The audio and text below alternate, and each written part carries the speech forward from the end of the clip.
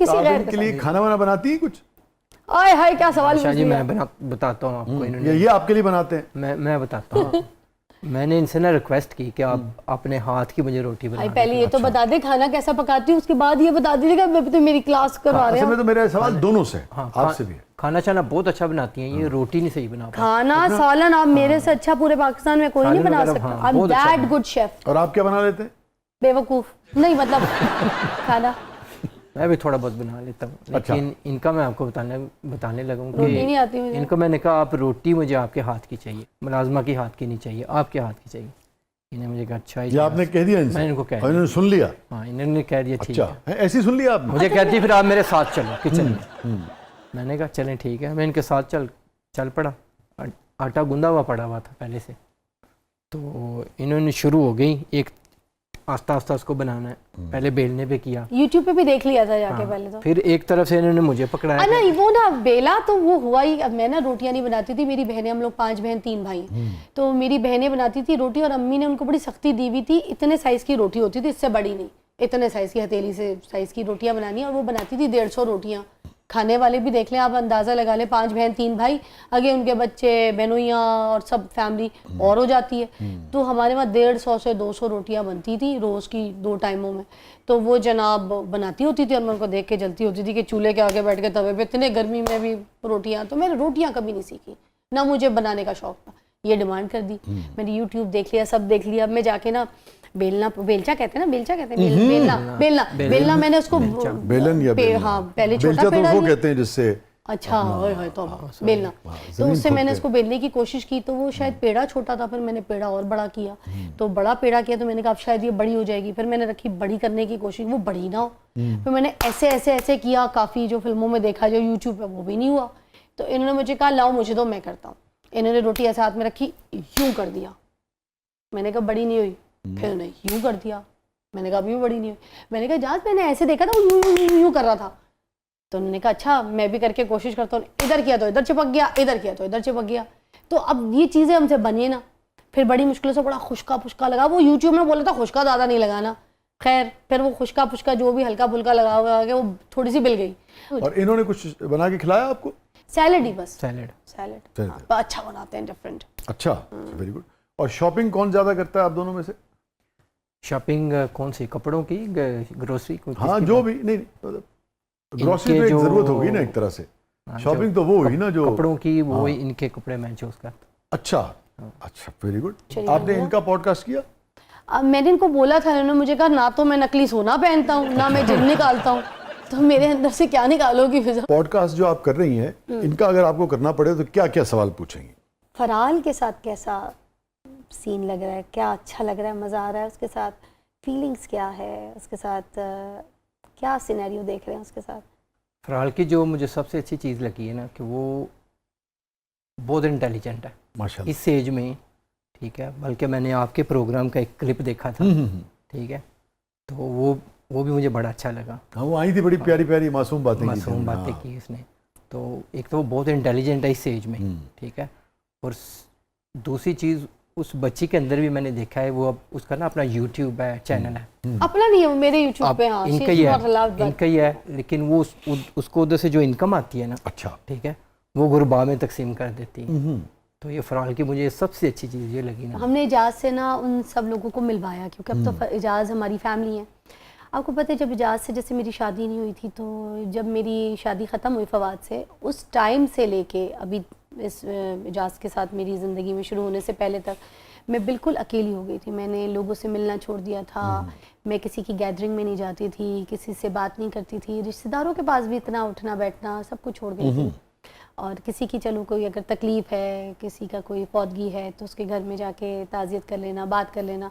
Otherwise मेरी जो friends हैं तो उनको छोड़ गई थी मैं इतने साल से। मैं घर के अंदर कैद हूँ, मैं बाहर नहीं निकलती थी, क्योंकि मैं शादीशुदा नहीं हूँ ना, मेरे साथ कोई था नहीं, कोई मर्द नहीं था।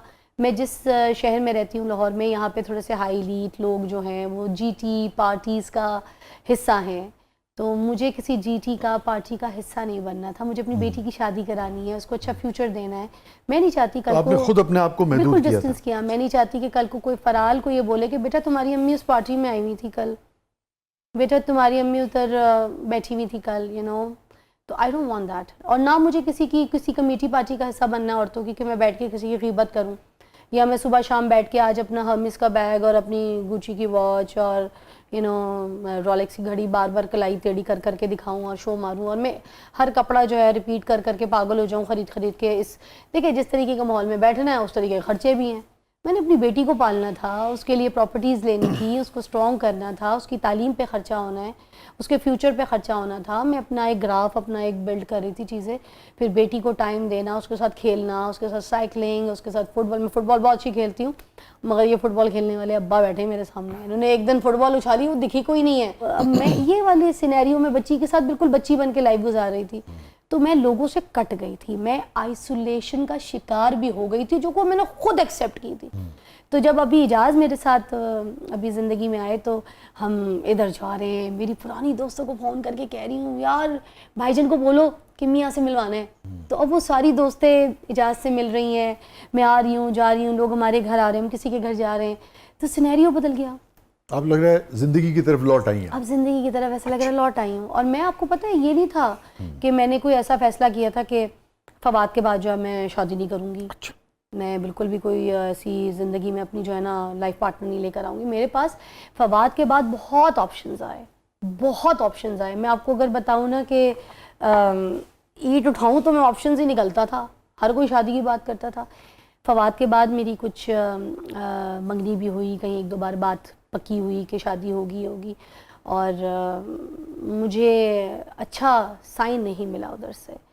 लाइक अगर कोई बात करता था कि बेटी को जो है ना बाप की ज़रूरत है, शादी कर लो, कोई इस तरह की बात करता था, तो बाद में उन्हीं की फैमिली के लोग, उनकी अम्मियाँ ये कहती थी कि बेटा आपने शादी के बाद जो है ना अपनी बेटी को अपने बाप को दे के आना है, क्योंकि उसका खून है, उसको दे कर आओगी तो तुम्हारा घर बसेगा।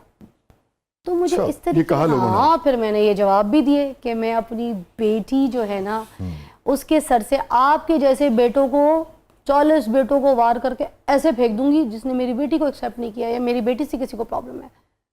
और मैंने इजाज़ से कुछ नहीं छुपाया, मैंने इजाज़ को सब कुछ बताया कि आपके आने से पहले मेरी ज़िंदगी में बहुत से ऐसे प्रपोजल्स आए, ऐसे लोग आए, मेरी मंगनी भी हुई, मेरी चीज़ें हुई, कोई बातचीत पक्की भी हुई, मेरी फैमिली ने बहुत कोशिश की, मगर मेरे दिल को कभी कोई ऐसा नहीं भाया, क्योंकि कोई फ़राल को एक्सेप्ट करता ही नहीं था। फ़राल का देखे ना, फ़राल भी एक बहुत पॉजिटिव चाइल्ड है।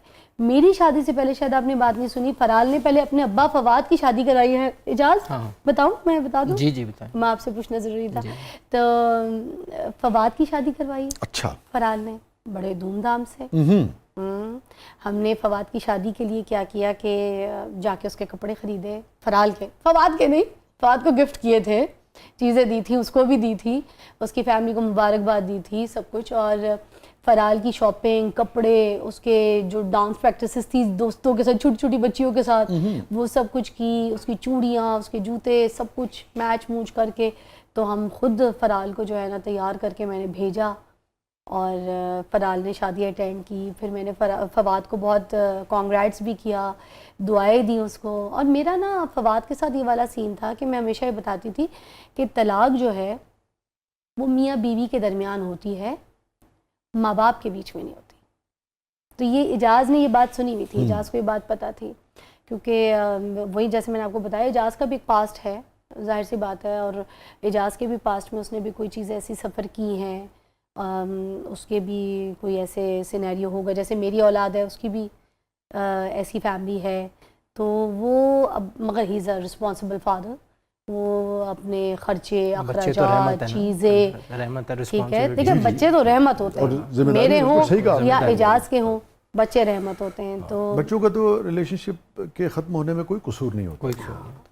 तो इनका एक जो बेटा एजाज़ मुझे इतना प्यार करता है, इतना खूबसूरत माशाल्लाह, लहीम शहीम, और इतनी अच्छी तरबियत वाला, वो फ़राल के लिए कंसर्न होता है, मुझसे बात करता है, प्यार करता है, अखलाकियात में बड़ा है। तो सिर्फ मैं अगर यहीं रहते हैं कि वहाँ लंदन, यूके, यस, तो ये चीज़ें बहुत इंपॉर्टेंट होती हैं। देखिए आपकी मैरिजेस में दो लोग अलग होते हैं, मगर बच्चों का सिनेरियो जो है ना वो बाप के साथ भी इम्पॉर्टेंट है और माँ के साथ भी अच्छा होना इम्पॉर्टेंट है।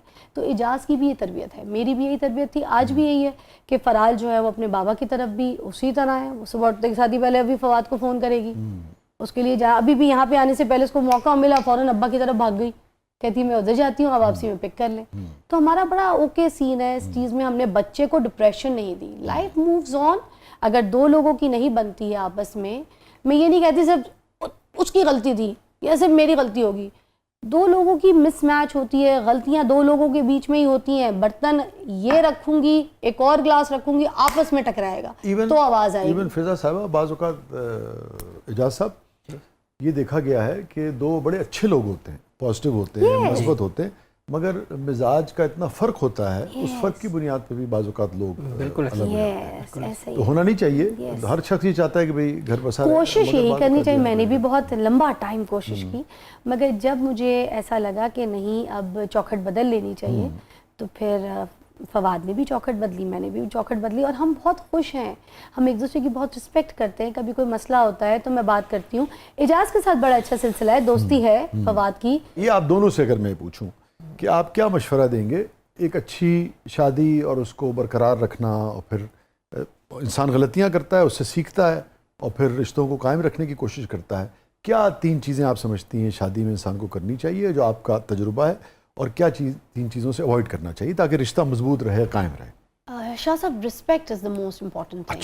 इसको अगर कोई मजाक में ऐसे समझे कि रिस्पेक्ट में कि अगर बेगम आ गई तो मियाँ खड़ा हो जाए, या फिर मियाँ आ गया तो बीवी खड़ी हो जाए, रिस्पेक्ट वो नहीं होती कि एक दूसरे के एहतराम में खड़े हो जाओ। रिस्पेक्ट ये होती है कि आप उसके एहसासात को समझो, आप उसके जज्बात को समझो, आप उसकी इज़्ज़त को इज़्ज़त समझो माशरे में।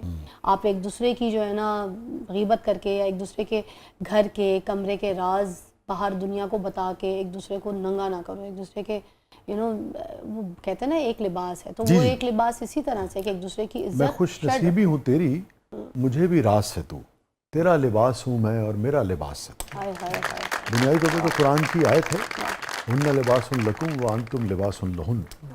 तर्जुमा है कि मियाँ और बीवी एक दूसरे का लिबास है।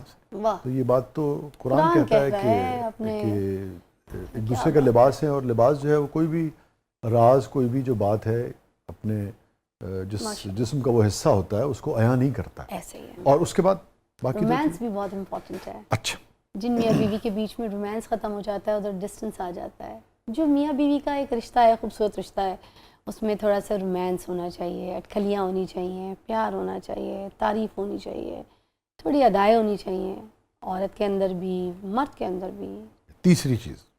तीसरी चीज़ केयरिंग बहुत होना चाहिए। केयर हर हिसाब से, कि पता होना चाहिए कि इसको इस वक्त क्या चाहिए। छोटी छोटी बात की केयर, या उसके घर वालों का एहसास रखना, उसके घर वालों की इज्जत रखना, छोटी छोटी केयर दिखाना भी is important. Sometimes some people care but they don't show off. या इस रिश्ते में उसका इजहार करना चाहिए, इजहार कर देना चाहिए। कौन सी 3 चीज़ें? मैं ये कहूँगा कि आपस में ट्रस्ट जो है ना एक दूसरे के ऊपर, दिस इज़ वेरी इंपॉर्टेंट। कि मियाँ बीवी रिश्ता ही उनका तब चलेगा अगर उनका आपस में एक दूसरे पे ट्रस्ट होगा। दूसरा, बच्चों की तरबियत के ऊपर भी उनका एक ही फोकस होना चाहिए। ये नहीं होना चाहिए कि माँ बच्चे को अपने साथ लगा ले, बाप को बुरा भला कहे। तो दूसरा, मेरे जो दिल में था, फिजा ने कह दिया कि केयर जो है ना वो एक दूसरे की, और उसका इजहार होना चाहिए, मोहब्बत होना चाहिए एक दूसरे में, ठीक है, रिश्ते चलते हैं।